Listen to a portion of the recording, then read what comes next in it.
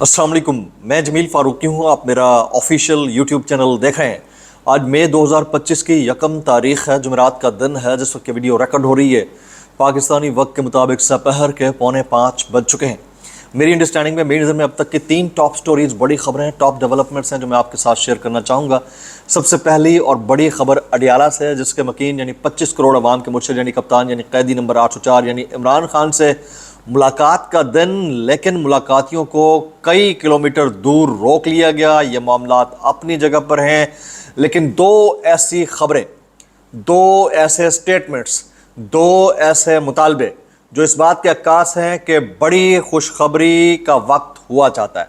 अब बड़ी खुशखबरी क्या है, किस नौइयत की है, ये दो स्टेटमेंट्स किन शख्सियात ने दिए हैं, इस पॉइंट ऑफ टाइम के ऊपर उनकी इंपॉर्टेंस क्या है, कैदी नंबर 804 का जो मुस्तकबिल अडियाला जेल के अंदर है, क्या अब वो बदलने लगा है, अदालतें केसेस नहीं सुन रही, मुलाकातें नहीं हो पा रही, एक तरफ ये अलमिया, दूसरी तरफ बैकडोर डिप्लोमेसी और इस तरह के स्टेटमेंट्स, इसके अंदर से क्या खुशखबरी निकल सकती है, उसकी तफसीलात क्या हैं वो मैं आपके साथ शेयर करूँगा।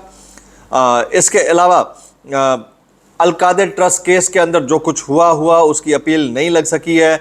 1 साल बाद शायद कोई सुनवाई का नंबर लगे। इस हवाले से पाकिस्तान तहरीक इंसाफ मरकज़ी जमात ने अब तक क्या किया है, ये सोचने की बात है। हामिद मीर साहब और ख्वाजा आसिफ के दरमियान लफ्ज़ी नोक झोंक हुई, एक दूसरे को चवल कहा गया, और वो चवल जैसा लफ्ज़ पहले ख्वाजा आसिफ ने किसके लिए इस्तेमाल किया, जवाबन हामिद मीर ने क्यों उनके लिए इस्तेमाल किया, कितना इंपॉर्टेंट है, इसकी डिटेल्स क्या हैं वो शेयर करूंगा। इंडिया में पाकिस्तान के एंटरटेनमेंट टीवीज़ के यूट्यूब चैनल्स को भी बंद कर दिया गया है, उसकी डिटेल्स और कुछ वायरल ट्वीट्स, वायरल बयानात, इसलिए गुजारिश ये है कि आपने वीडियो को शुरू से आखिर तक देखना है। एक और गुजारिश, अगर आपने चैनल नहीं किया अभी तक सब्सक्राइब ज़रूर सब्सक्राइब कर लीजिएगा। बेल आइकन यानी घंटा या घंटी अपने अंगूठे उंगली या साथ रखे डंडे से दबा सकते हैं। इसके अलावा व्हाट्सएप चैनल का लिंक हर वीडियो डिस्क्रिप्शन के अंदर मौजूद होता है, जाकर उसको क्लिक करके ज्वाइन कर लेंगे। आपका हमारा राब्ता बेहतरीन तरीके से हो सकता है। फॉर्म 47 के वज़ीर-ए-आज़म के फहमुदात के ऐन मुताबिक आपसे गुजारिश है कि आप हमातन गोश होकर इत्मीनान के साथ जहाँ हैं जैसा हैं कि बुनियाद के ऊपर जितना चाहे एहतजाज रिकॉर्ड कर सकते हैं, वो ज़रूर कीजिएगा। और इस वक्त के सबसे बड़े और निडर लीडर जिनकी तरफ इस वक्त पूरे पाकिस्तान की, हत्ता के भारत की, कुल आलम की नज़रें हैं, इमरान खान साहब, उनके लिए कोई एक लफ्ज़ अगर आप कमेंट बॉक्स पे लिखना चाहें तो ज़रूर लिखिएगा। मैं मैक्सिमम मार्जिन दे रहा हूं कि ज़्यादा से ज़्यादा जो आप लिखना चाहें लिख सकते हैं। Top story, 2 statements.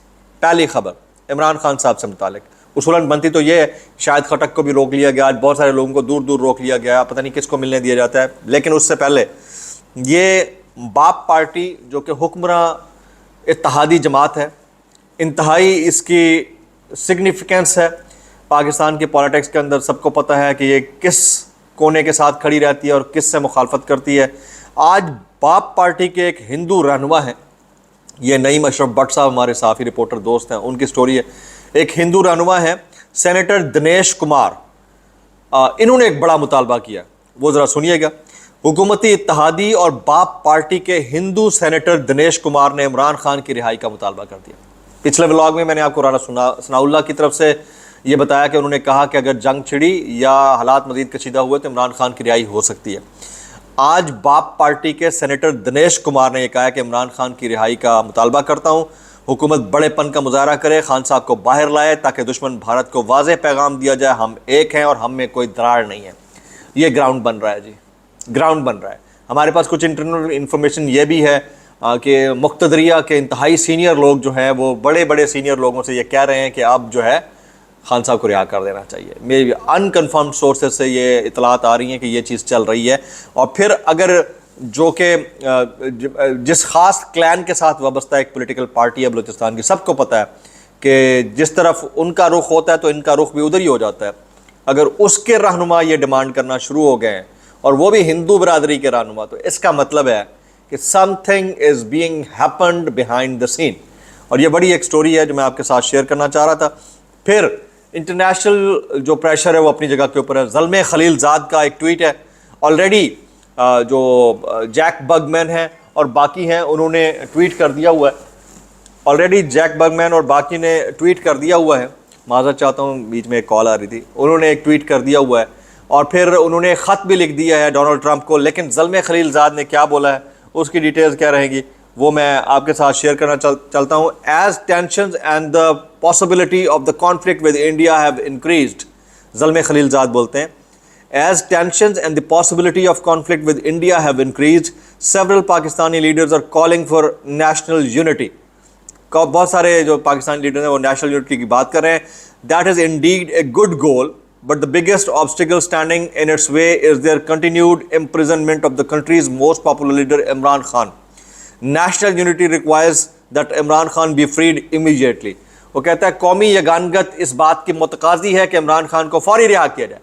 اب ایک انٹرنل لیول کے اوپر پریشر بلڈ ہو رہا ہے, ایک ایکسٹرنل لیول کے اوپر پریشر بلڈ ہو رہا ہے, اور اس پریشر کے اندر سے اگر آپ کے لیے کوئی میسج نہیں آ پا رہا اور آپ اس کو سمجھ نہیں پا رہے تو آپ اور ہم سب عقل کے اندھے ہیں, کیونکہ بہرحال دس از دا ہائی ٹائم, اور اس ٹائم کو کیش کرنا جو ہے وہ سب کی ذمہ داری ہے, تاکہ کم سے کم آپ کے اوپر تنقید ہو, آپ کی ڈائریکشن ایک ہو اور دشمن کو منہ توڑ جواب دیا جائے, اور پھر ایک فیس سیونگ کا موقع سب کو مل جائے, سب کو, سب پولیٹیکل پارٹیز کو بھی اور ان کے دوست احباب کو بھی.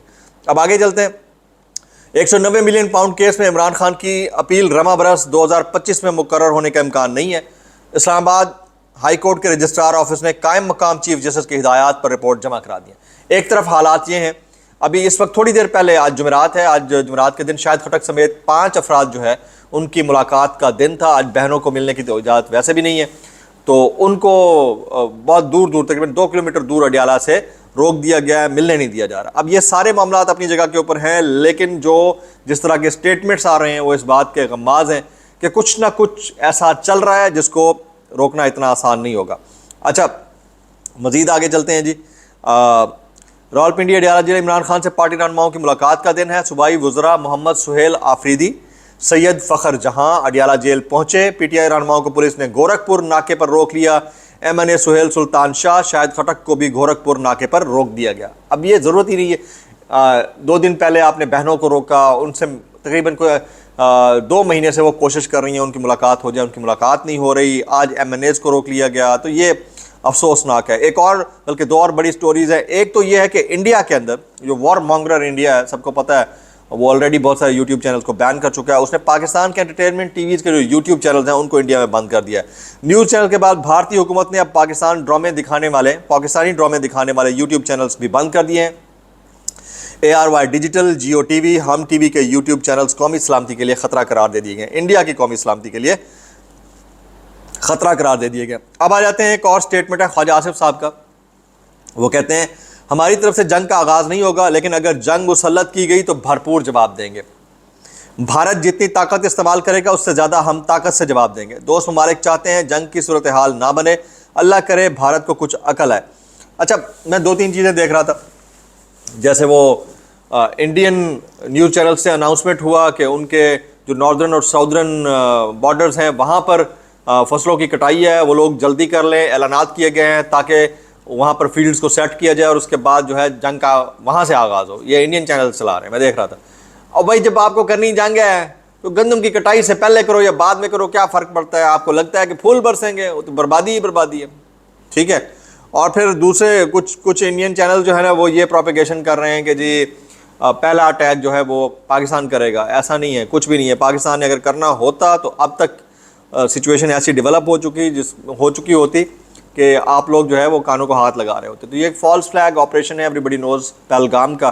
اور اس کے اوپر آپ کے جو سرونگ جرنیل تھے انہوں نے شٹ اپ کال دی ہے حکومت کو کہ آپ لوگ غلط کر رہے ہیں. اس کی پاداش میں اس بیچارے کو ہٹا دیا گیا.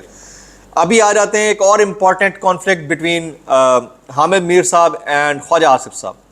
خواجہ آصف کی حامد میر سے نوک جھونک ہوئی ہے جی پروگرام کے اندر. آزادی اظہار کی بات کرنے کو چولیں مارنا قرار دے دیا. کس نے جی؟ خواجہ آصف صاحب نے. تو حامد میر نے کہا کہ ہم آزادی سے رائے کا اظہار کرتے ہیں اور اس کے نتائج کا سامنا بھی کرتے ہیں, اس طرح چولیں نہیں مارتے. ہم دوسروں کو حب الوطنی کے لیکچر نہ ہی دیں تو بہتر ہے. یہ حامد میر نے ٹھیک ٹھاک تن کے رکھا ہے.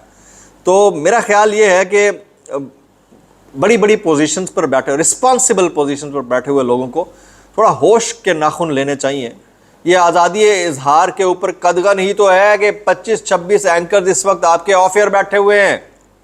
کوئی شرم کی بات ہوتی ہے.